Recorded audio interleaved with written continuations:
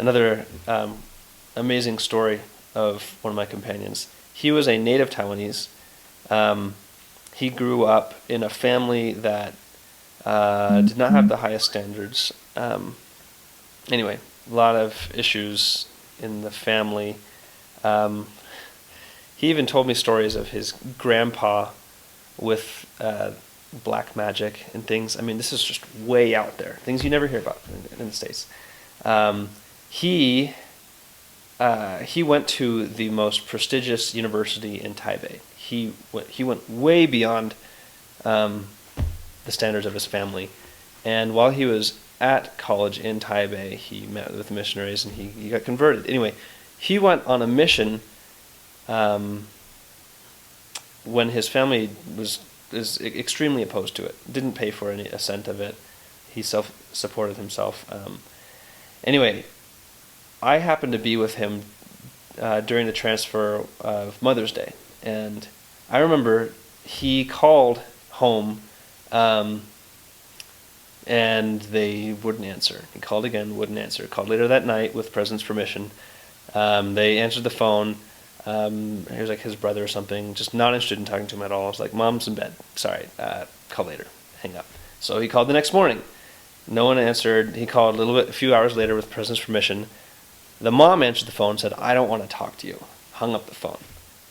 And man, that's when I really realized he came because he loves the Lord. And anyway, when his mom hung up on him, the feeling in the apartment was like, oh my gosh, can't believe that just happened. 2 times a year he can talk to his family and they don't want to talk to him. I mean, what would you do at that point? So after a couple minutes of just tense silence in the apartment, he said, why don't we just sing a hymn?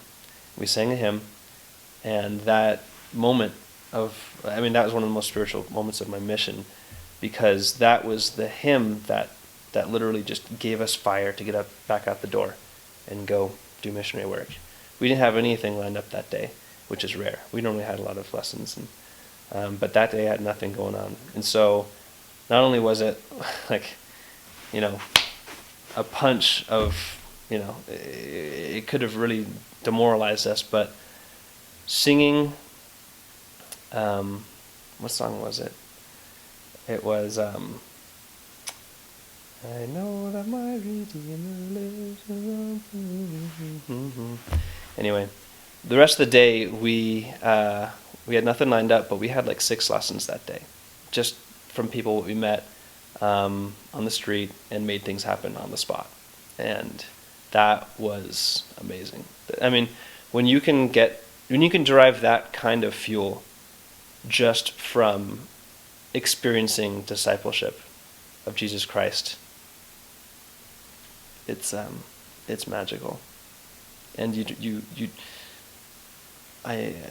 mission's like the best way to have those experiences in your life, because you don't have to worry about anything else. You can just fully devote your time and your soul to one cause. It's amazing.